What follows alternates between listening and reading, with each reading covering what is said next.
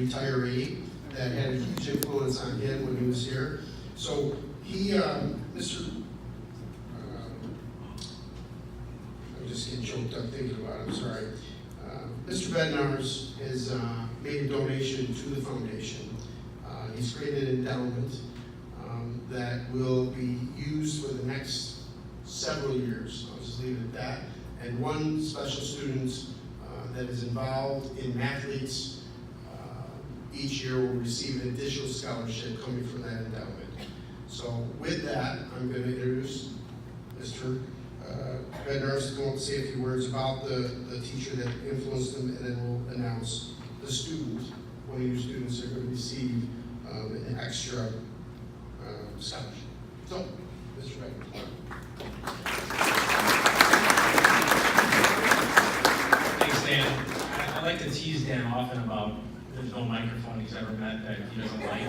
So when he says I get to say a few words, I'm taking more than a few. You might want to relax a little bit. I'll go sit down. All right, so Jerry Janicek, who I don't think I've ever called you that name before, but that's your name. Jerry Janicek, sitting right here, was a high school math teacher for over 30 years, all but one of those right here at Reavis High School. But those are just the basic facts. That's doesn't tell the story at all. The reality is, we called her Miss J, which is why I said I called her that. So Miss J went above and beyond her classroom responsibilities. So I want you to know, Miss J, that you made a difference. And I can tell you certainly firsthand that you made a difference in the trajectory of my life. So thank you for that.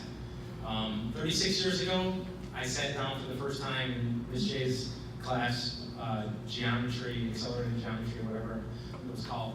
And I had her again the next year, and then for math club. So math club was a lot of fun. Jay was one of the sponsors at the time. And in 1986, for the first time ever, Reavis High School won conference in math club. And I challenge anyone to prove me wrong on that. I know it's happened several times since then, but we were very excited when we won. And that is not the reason why you're getting this endowment named after you, Jay. It's just nice something that we could kind of brag about. So Ms. J was not an easy teacher, not an easy grader by any stretch, but she was fair, she set realistic goals, and she prepared students for life. That's how I like to think about it. There were a lot of teachers when I was going to school here, and still today, I'm sure, that help and prepare students to go to college, which is fantastic. That's what we should be doing. But with Ms. Janicek, she was preparing students for life. And there's a lot of things I could talk about, which I promise I'm not going to, Dan, that could back up what I'm saying. But very meaningfully, Ms. J, you are the first adult ever to speak to me in such a way that it was super obvious I was going to college. It wasn't a question of if, it's a question of where, which major, how can you use math, since I know you love math, to do something that you enjoy. Because Jay would get in her classrooms, she would sometimes lecture, and one of the things she would lecture about was having goals in life. And she would say things like, you have to have goals, and you have to work hard to achieve your goals. And I'm telling you, students especially, that I have not, that was 36 years ago, I've not received better advice since then. And it's basically the foundation for what advice I have given other people, hundreds of people over the last 3 decades plus. Set goals, work hard to achieve those goals. And it's how I try to live my life as well.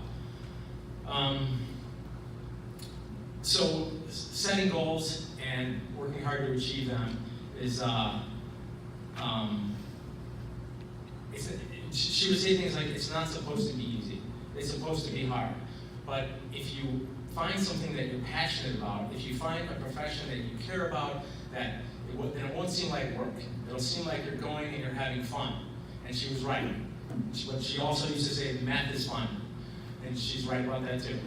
So it was about having fun. It was about finding something that you could be passionate about. And I thank you for all of that advice. The last thing I'll say, Jay, is that when I think back now, it seems super simple. It it was kind of what I'll reflect upon as life's plan.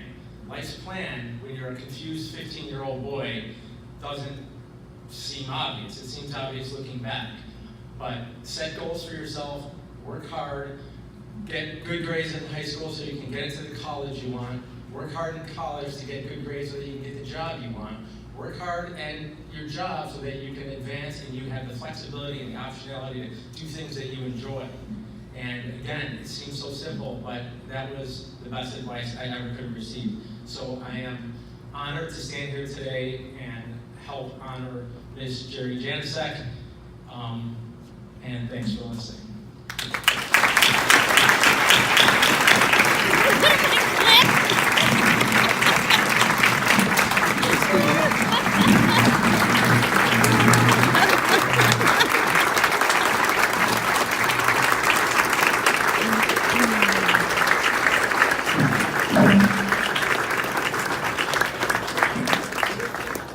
No, you can stay right there. We'll bring Oh, microphone okay, to you, good. okay? Yeah. Why don't we do this? Why don't we take one second? We're going to announce the student. Oh, And then- good. Yeah. And then we'll give